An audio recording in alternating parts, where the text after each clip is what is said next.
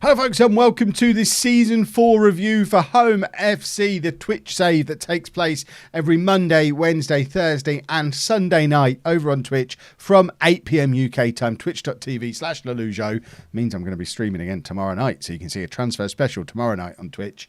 But as you can see from the screen that's already in front of you, it is another successful season.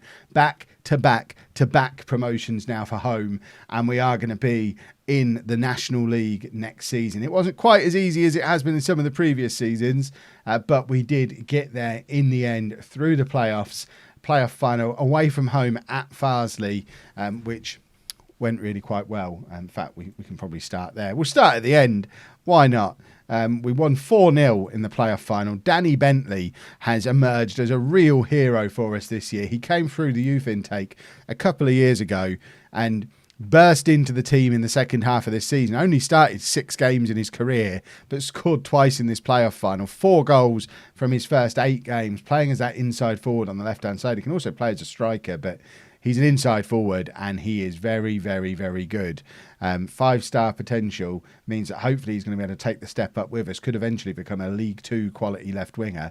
The worry we've got is his clubs hovering around to try and take him off us. He's wanted by 11 clubs. Luckily, it's just loans at the moment. But if we nip back over to the transfers from this season, you'll see that players leaving is a problem. Rudiger Leonhardt, who we were very, very excited about when he came through the youth team the year after Bentley, in fact. Well, it might have been the same year as Bentley. Leonhardt, just a very, very exciting prospect. We gave him his debut. He came on for 20 minutes at the end of a game. And then that night, we got offers in from championship clubs. There was like 4 or 5 championship clubs who made offers for him. The board accepted the offer over my head. I couldn't do anything about it. Only got £1,300 for him. We have got a 40% sell on. We have got a friendly with Reading this summer.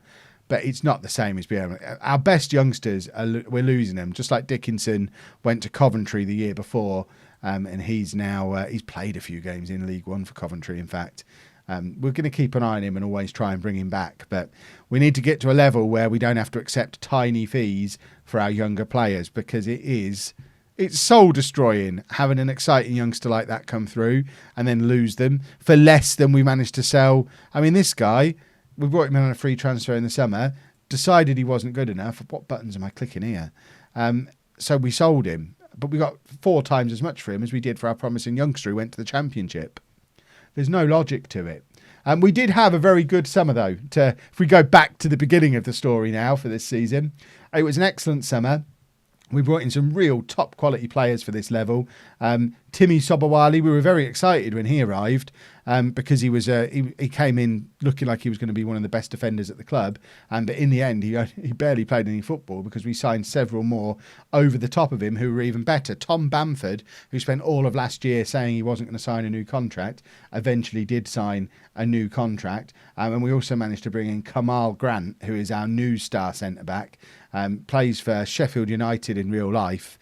We've managed to, or it might be Croydon in real life, actually. Probably Sheffield United, maybe Croydon, don't know.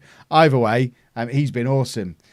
He's been partnered with Bamford for most of the season. Or Brandon Thomas is the other one who we brought in towards the end of last year, who's this summer's Tom Bamford. Brandon Thomas came in on a free transfer, has been fantastic, but he's now saying he's not going to re-sign, so we might be about to lose him.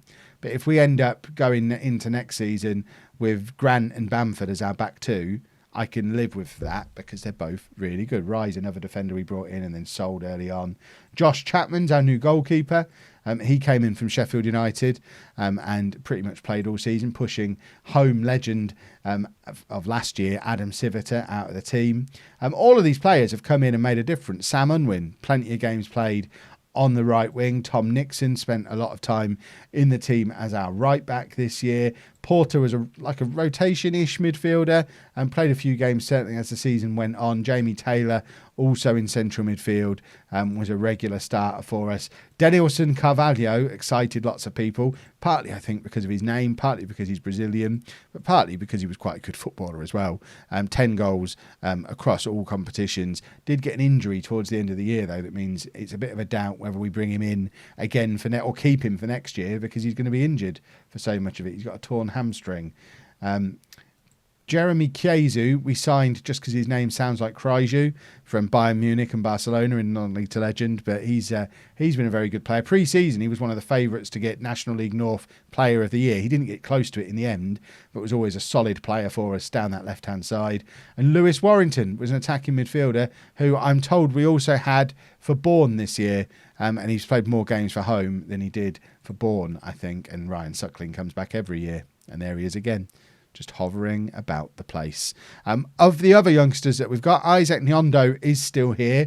He's the young Belgian under 20 international who's now 19 years old, still considered a 4.5 star potential player, but also that 4.5 star potential translates to might be good enough to play in the league that we've just come out of in the future. And he just doesn't seem very prolific goals wise. So I don't know that Nyondo is going to make it, which is a little bit of a shame. We do have a couple of other half decent players looking like they might be about to come through. Paul Guy as a left back. Came through the youth system, looks half decent. Young Gaza might be a decent option for us as a right back eventually.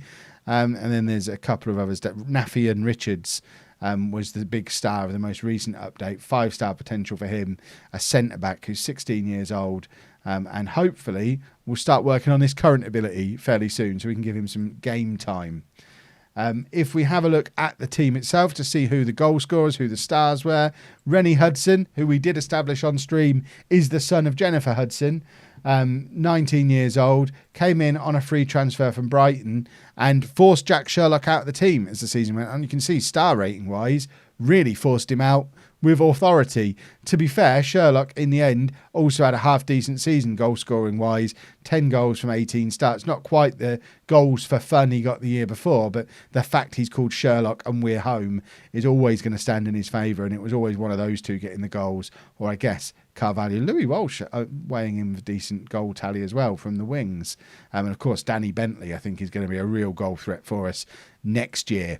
Average rating wise, I'm expecting Hudson to get player of the year, top goal scorer, top average rating, very important player for us, can play up front or out on either wing, and he did both throughout the season. And then Walsh, Grant, Taylor, these all seem like the right kind of players to be in those kind of spots.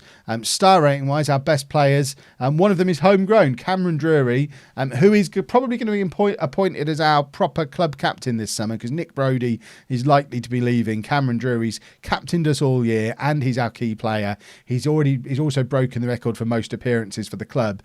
So I think age 20 he'll be when it happens.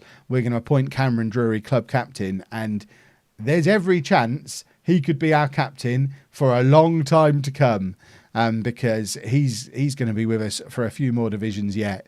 And I'm very proud of him. I like the fact that he's come for our youth team, and he had the option to leave. He came through the same youth setup as Dickinson. He's had his offers and he's turned them down. And for that, we will always love Cameron Drury. Kamal Grant, the other one who's up there with him star rating wise. Our top potential players, as you would expect, Bentley and Drury both up there, who we've talked about. Hutchings came through. Oh, he didn't come through the same youth system. I always think he's one of our homegrown ones. He's not. We signed him as backup to Dickinson when it looked like Dickinson was leaving, and then Dickinson did leave. He's got lots of potential, but doesn't seem to be fulfilling it. So we need to probably give him some game time next year or move him on.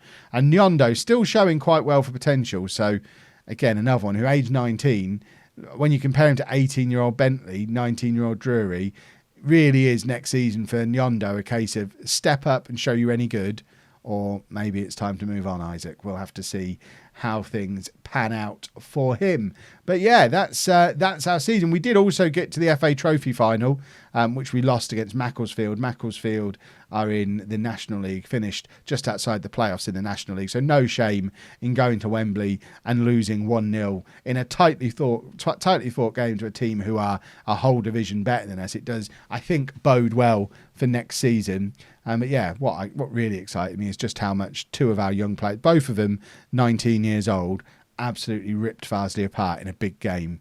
And Drury putting in a performance as well. We've got some big game players in our youngsters, and I think more exciting times ahead for home. The one potential cloud on the horizon is that there's forever talk of a board takeover. At the moment, it looks like they've gone back to loves the club status. But our board, of course, is the original homegrown heroes, the original four.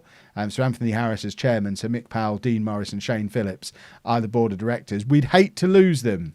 But I guess as it becomes harder to compete financially, we might. The bank balance at the moment, not looking too bad because we've just had the trip to Wembley. And we are ground sharing with Corby at the moment. So there has to come a time where we either build a ground that's suitable or find a bigger place to share. My thoughts are we don't want to build a new stadium now, although they might end up announcing it anyway because we've got promoted again.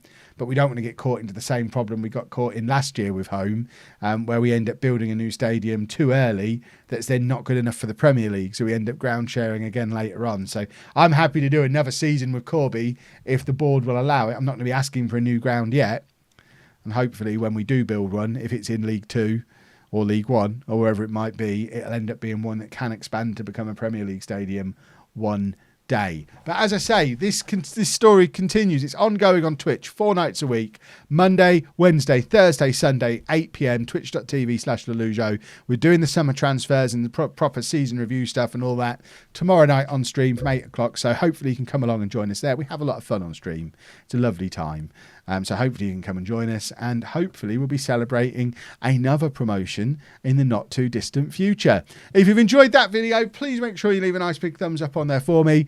Subscribe to the channel for daily Football Manager videos, and thank you very much for watching.